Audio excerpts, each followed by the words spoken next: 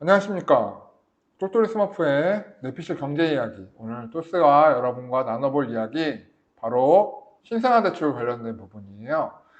이번 2024년도 1월 달에 새로 디테일한 방안에 대해서 나오긴 하겠지만 이번에 출산가구에 대한 주택 공급이라든가 금융 지원 부분에 대해서 사실 어느 정도 가이드라인이 나왔죠. 주택 공급 부분에 있어서도 신생아 특별 공급이라든가 우선 공급 그리고 청약제도에 있어서도 부부에 대한 부분들 개선되고 그리고 출산가구들 금융 지원에 대한 부분이 담기는 가이드라인이 나왔는데요.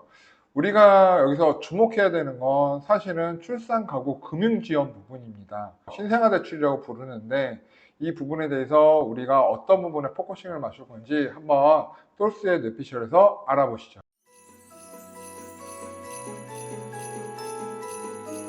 자, 제일 먼저는 일단 출산 가구 주택 공급 지원 부분이 있는데요.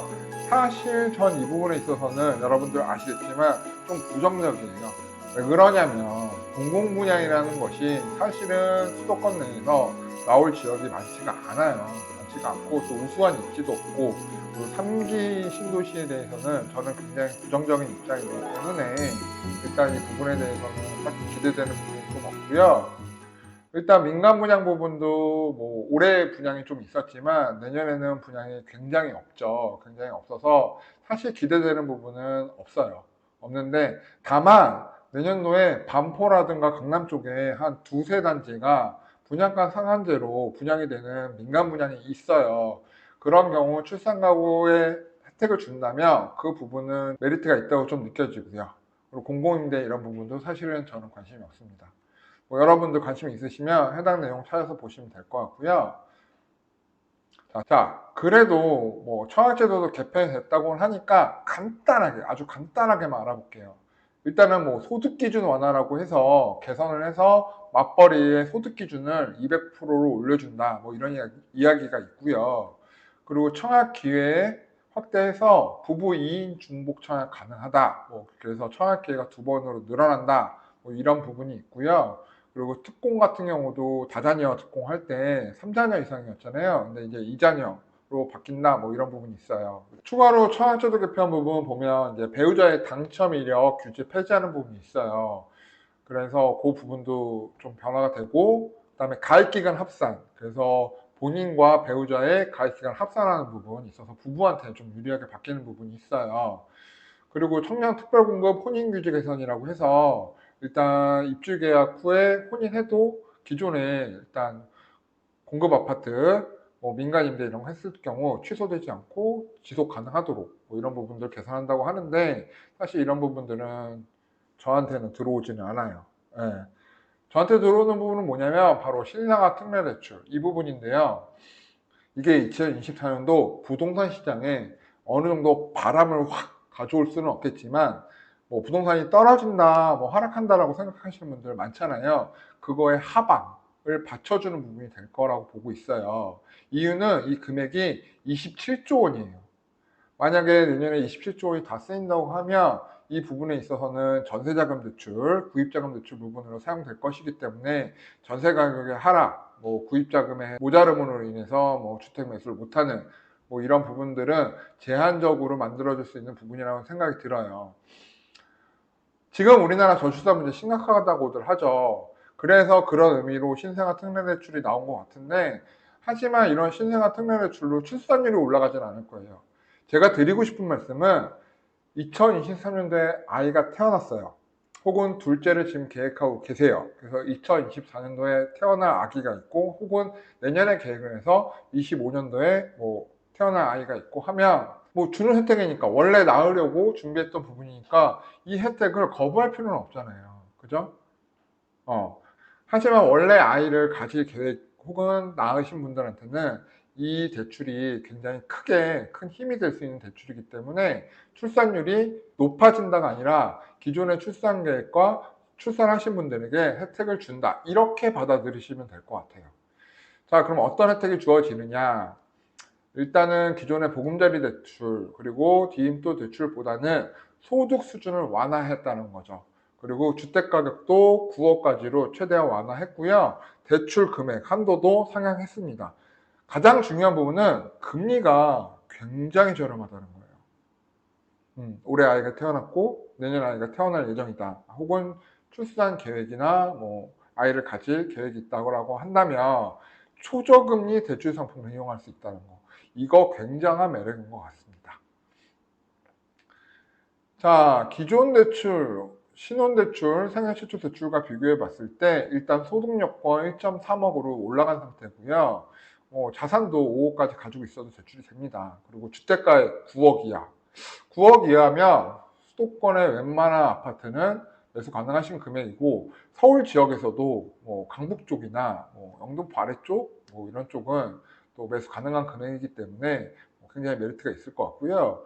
대출 한도도 5억까지 되고요. 그리고 금리도 1.6%, 2.7%, 뭐 전부 다 조건이 많아서 1.6%에 받지는 않겠지만 그래도 2%대 후반대만 받는다 하더라도 굉장히 좋은 금리 혜택이다라고 저는 보여지고요. 태어난 아이에게 주어지는 축복의 선물이다 생각하셔도 좋을 것 같습니다. 자, 전세자금. 내가 주택을 매수할 계획이 없고 난 주택에 하락할 것 같다. 주택에 하락할 것 같다라고 생각하셔도 일단은 보증금 측면도 수도권 5호까지 지금 대출을 해주기 때문에 내가 지금 고가의 월세를 거주하고 있다거나 뭐 전세 대출이 굉장히 뭐 5%대, 4%대, 6%대를 진행하고 계시다면 이번 혜택 놓치실 필요는 없을 것 같습니다. 자, 2023년도에는 특례보금자리론이 있었어요. 이 특례보금자리론의 가장 좋았던 점은 DSR이 미적용되고 중도상환수수료가 없다.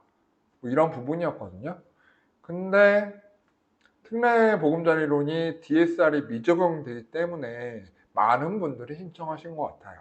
그런데 이번에 이 신생아 대출 같은 경우는 DSR만 적용이 안 되는 게 아니라 낮은 금리라는 특혜가 있다는 거예요. 이거를 이용 안 할 이유가 없어요. 내가 집을 매수를 하든 전세를 거주하든 이용 안 할 이유가 없다는 거죠. 또한 이 신생아 대출은 매매 대출의 조건이 더 좋아요. 그렇기 때문에 이 지역의 주택 매수를 고민하고 계셨던 분들 중에서 대출 금리가 조금만 낮았으면 좋겠다 이렇게 생각하셨던 분들 중에서 아이가 출산되었거나 출산 계획이 있는 분들은 이 대출을 이용하게 되면 매수하시는 데 있어서 큰 힘이 될 거라는 거예요. 예상외로 필드의 반응은 뜨겁습니다. 물론 뭐 아이하고 상관없는 분들은 뭐 이게 뭐야, 뭐 저런다고 출산이 늘어나겠어? 그냥 이러실 수 있지만 실제로 올해 아이를 낳으셨거나 지금 임신 중에 계시거나 내년에 계획이 있는 분들은 이거 나에게 준 혜택인데 꼭 써야지 이렇게 필드에서는 지금 판단하시고 계획을 세우시는 분들이 굉장히 많은 걸로 알고 있습니다. 그렇기 때문에 5구 타입이라든가 뭐 84 타입들 중에서 뭐 신도시들, 1기 신도시나 2기 신도시들 같은 경우 9억 언더에 해당하는 주택들은 아무래도 연초가 되어서 이 디테일한 방안이 나오게 되면 많은 매수가 이루어질 걸로 저는 예상하고 있습니다. 실제로 지금 12월이지만 이것이 1월 달에 정확한 세부안이 나오게 되고 실행이 되게 되면 매수해야지 하는 마음으로 지금 미리 집을 봐놓고 지금 원하시는 타겟팅 매물을 살펴보시는 분들이 생각보다 꽤 많으세요. 이건 현장에서도 느낄 수 있는 부분이라서 그래서 이것이 실행되는 순간 내가 계약금을 넣고 이 대출을 이용해야겠다라고 판단하시는 분들이 의외로 많다는 거예요. 그렇기 때문에 필드 반응 같은 경우는 뭐 많은 분들이 관심 없으시겠지만 실제로 효과가 발현되는 중입니다. 자, 결론 한번 지어볼게요. 신생아 특례대출 가장 큰 메리트는 금리입니다. 금리고요. 그리고 전세 대출보다 매매 대출의 조건이 더 좋기 때문에 정체만 보면 정부는 신생아가 태어난 가정에게 매매를 이제 추천하고 있다라고 보시면 될 것 같고요. 또 최근에 FOMC 결과나 내년 금리 정도표를 봤을 때 내년 시장 그렇게 안 좋을 거라고 판단하기는 좀 어렵죠. 경기 회복도 예상되고 있고 그리고 금리의 인하도 예상되고 있고 또 연착륙도 인하가 되고 있는 상황에 공급까지 절벽이 이루어진다면 전세 가격의 상향 그리고 매매 가격의 안정화 등은 뻔히 보이는 부분이기 때문에 구매를 망설이셨던 분들 같은 경우는 이 기회가 해당이 되시는 분들은 매매를 하셔도 좋을 것 같습니다. 자, 주택 공급 효과 저는 크게 보지는 않아요. 그리고 청약 관련 대책 저도 크게 보지는 않습니다.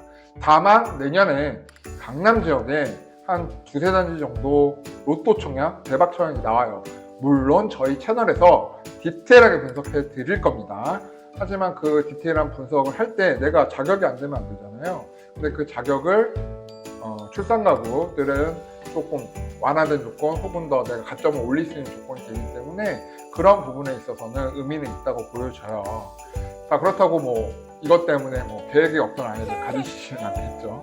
네. 왜 그러냐면 출산 비용, 육아 비용이 또 어마무시하게 들기 때문에 요즘 많이 어려움들 겪고 있는 걸로 알고 있습니다.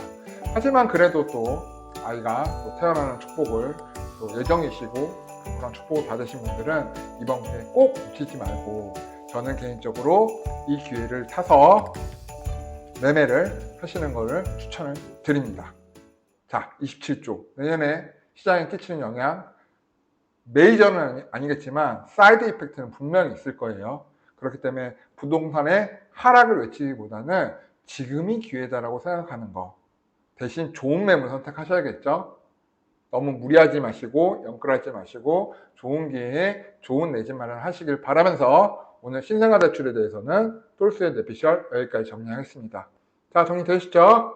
오늘은 여기까지 하겠습니다. 감사합니다. 오늘의 영상 도움이 되셨나요?